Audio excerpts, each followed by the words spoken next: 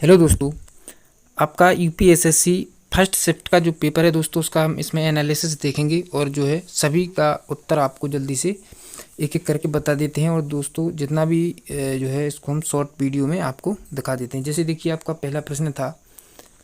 पहले प्रश्न में आपका दोस्तों सी ऑप्शन सही होगा, यानी कि जो यदि दोस्तों प्रश्न पढ़ेंगे तो काफ़ी जो है लंबा वीडियो हो जाएगा। आप पेपर दे ही चुके हैं, इसलिए जो है उत्तर ही इसका जो सही आंसर है वही देखते जाएंगे। तो दोस्तों इसमें आपका सी आंसर यानी 20% सही हो जाएगा। नेक्स्ट है आपका 5 परिणामों का औसत 46 है और पहले 4 का 45 है, तो परिणाम क्या होगा? तो दोस्तों इसको जो है इसमें हमारा जो है डी ऑप्शन यानी कि 50 सही हो जाएगा। नेक्स्ट है आपका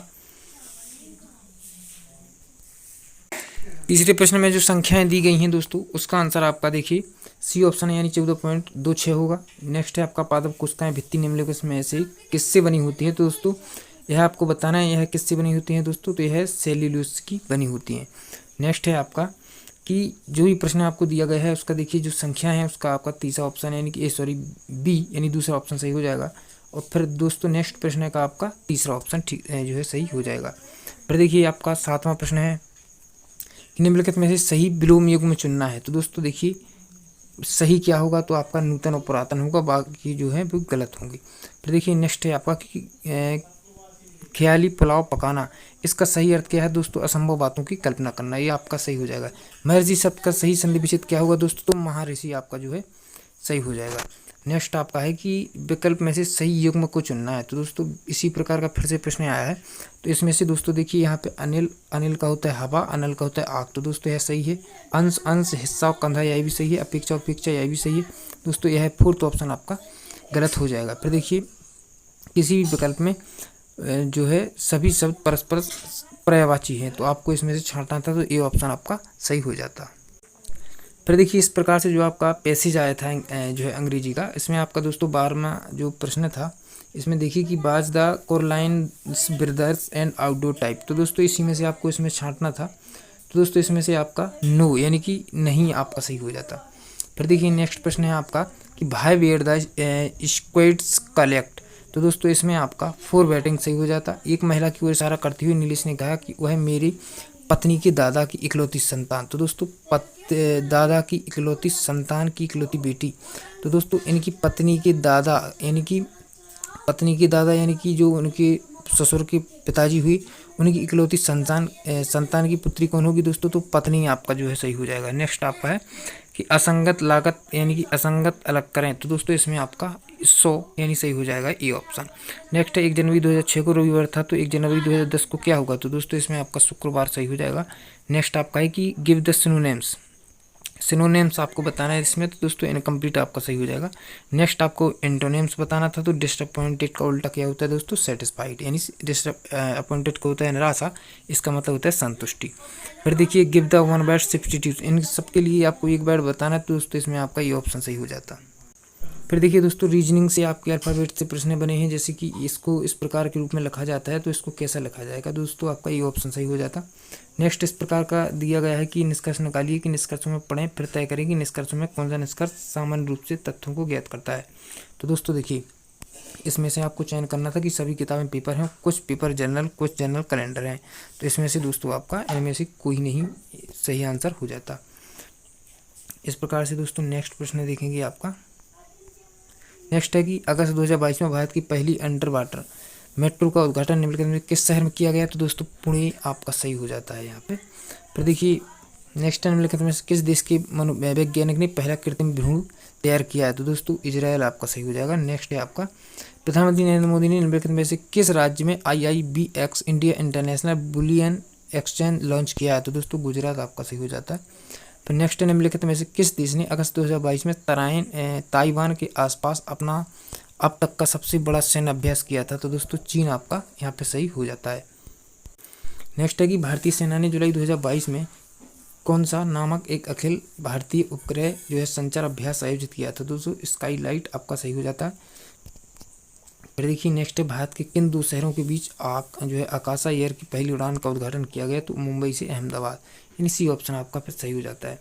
नेक्स्ट है आज़ादी का अमृत महोत्सव के तहत बढ़े चलो अभियान निम्नलिखित में से किस केंद्रीय मंत्रालय द्वारा शुरू किया गया दोस्तों? तो यह संस्कृति मंत्रालय द्वारा बढ़े चलो अमृत महोत्सव दोस्तों 15 अगस्त 2022 को हम कहते हैं। फिर देखिए नेक्स्ट है आपका कि निम्नलिखित में से कौन सा भारत पड़ोसी देश नहीं है। तो दोस्तों यूएई यानी संयुक्त राज्य जो अमीरात है वह आपका जो है पड़ोसी देश नहीं है। नेक्स्ट है कि निम्नलिखित में से आईआईटी ने भारतीय भाषा प्रौद्योगिकी को आगे बढ़ाने के लिए देखिए जो ये 14 जो है भारत में नीलकंठी केंद्र की शुरुआत कहाँ की। तो दोस्तों मद्रास में। नेक्स्ट है कि किस केंद्रीय मंत्री की अध्यक्षता में चंडीगढ़ में नशीली दवाओं की तस्करी और राष्ट्रीय सुरक्षा एक राष्ट्रीय आंदोलन आयोजित किया गया। तो दोस्तों इसमें आपका अमित शाह सही हो जाता है। नेक्स्ट आपका निम्नलिखित में से कौन सा राज्य भारत में पहला हर घर जल बना। तो दोस्तों इसमें आपका गोवा सही हो जाता है। नेक्स्ट प्रश्न है कि अंतर्राष्ट्रीय विविधता दिवस की किस तारीख को मनाया जाता है। दोस्तों 22 मई को आप जो है इसको सही कर सकते हैं। नेक्स्ट है आपका निम्नलिखित में से कौन सा विश्व का सबसे बड़ा नदी द्वीप है। तो दोस्तों मंजुली द्वीप आपका सही हो जाता है, डी ऑप्शन। नेक्स्ट है कि निम्नलिखित में से हंगरी राष्ट्रीय मुद्रा क्या है। राष्ट्रीय मुद्रा क्या है दोस्तों। तो इसमें आपका जो है हंगरियन फॉरेंट आपका सही हो जाता है। नेक्स्ट है स्वतंत्रता के बाद भारत के आधार पर बने जो है यानी कि दोस्तों जब भारत स्वतंत्र हुआ उसके बाद जो राज्य बना है उसका नाम क्या है, आंध्र प्रदेश, यानी कि ये ऑप्शन सही हो जाएगा। तो दोस्तों लोकसभा का पद धारण करने के लिए 25 वर्ष की आयु जो है न्यूनतम जो है 25 वर्ष की आयु जरूरी होती है। इसके बाद देखिए अगला प्रश्न है आपका UNFCCC का अर्थ निम्नलिखित में से क्या है। तो दोस्तों इसमें आपका यूनाइटेड नेशनल जो है framework convention on the climate change आपका सही हो जाता है। नेक्स्ट है कि नौटंकी किस राज्य का जो है लोक नृत्य है दोस्तों। तो उत्तर प्रदेश का। अंतर्राष्ट्रीय ओलंपिक समिति का मुख्यालय कहाँ है दोस्तों, जो है स्विट्जरलैंड में। नेक्स्ट है कि निम्नलिखित में से किसने प्रसिद्ध पुस्तक पावर्स ऑफ द माइंड्स। तो दोस्तों गुलजार आपका सही हो जाता है। फिर दोस्तों इस प्रकार का आपके लिए देखिए जो है गद्यांश पढ़ने को आएगा। इसमें से आपके प्रश्न बनेंगे, जैसे यहाँ पे आप देख सकते हैं इसी से बना हुआ प्रश्न है कि साहित्य अपने दायित्व का निर्वाह किस प्रकार करता है दोस्तों। तो जो है दुष्प्रभावों को सामने लाकर इसको आपको ध्यान से पढ़ना है। पर इसी से जो है रिलेटेड जो प्रश्न है इसके उत्तर आपको देना है। तो देखिए दूसरा है कि साहित्यकार समाज में प्रति अपने उद्देश्य को किस प्रकार से परिपूर्ण करता है। तो साहित्य में समाज अपनी कृतियों द्वारा आशा का संचार करता है, ये ऑप्शन आपका सही हो जाता है। नेक्स्ट है साहित्य हमें किस तरह की पुरानी पीढ़ियों की जानकारी देता है। तो देखिए राष्ट्र इतिहास का सीमा, संस्कृति, सप्तक, पूर्वजों के विचार, अनुसंधान आदि जो है आपका बी ऑप्शन सही हो जाता है। साहित्य केवल हमें समाज का दर्पण क्यों नहीं है, मतलब साहित्य केवल समाज का दर्पण क्यों नहीं है। तो क्योंकि साहित्य द्वारा समाज की विडंबनाओं और विसंगतियों का प्रहार करके उनमें हमें सुधार लाने की कोशिश की जाती है। फिर देखिए आपको इस प्रकार का एक और गद्यांश मिलेगा आपको। तो इसी में से आप इसी प्रकार का गद्यांश में देखिए चिरस्थायी शब्द का कौन सा विलोम शब्द युक्त होगा, प्रयुक्त होगा। तो दोस्तों इसमें क्षणभंगुर होगा आपका सही, यानी कि चिरस्थायी मतलब लंबे समय तक, और क्षणभंगुर मतलब क्षण मतलब एक क्षण में, भंगुर यानी कि नष्ट होने वाला। सत्य की तलाश कैसे की जानी चाहिए। तो दोस्तों इसमें आपका देखिए श्रद्धापूर्वक अंधा विद्वान सत्य मार्ग पर आगे बढ़ते रहना चाहिए, सत्य का साक्षात्कार करना चाहिए। नेक्स्ट जिज्ञासु को सत्य और अहिंसा के प्रथम यानी पथ पर चलते समय किन संकटों का सामना करना पड़ता है। तो दोस्तों यहाँ पे आपका संकटों सहते हुए निमित्त नाश किए जाने के बिना आगे बढ़ना चाहिए। सत्य और अहिंसा के मार्ग को 80 की धार पर चलने के समान क्यों बताया गया है। तो दोस्तों क्योंकि सत्य अहिंसा का मार्ग जितना सीधा होता है उतना ही तंग होता है, इस मार्ग पर चलना अत्यंत कठिन होता है। और सत्य रूपी परमेश्वर की रत्न चिंतामणि को प्राप्त करने के लिए हम क्या कर सकते हैं दोस्तों, अंतर्निहित सत्य को साक्षात्कार कर सकते हैं। तो दोस्तों इस प्रकार से मैं जो है वीडियो कुछ लंबी हो जाएगी, इसलिए मैं एक और वीडियो जो है इसके बाद आपको डाल देता हूँ। चलिए दोस्तों मिलते हैं अगली वीडियो, जब तक ध्यान रखिए, सब्सक्राइब नहीं किया है तो कर लीजिए। Thank you.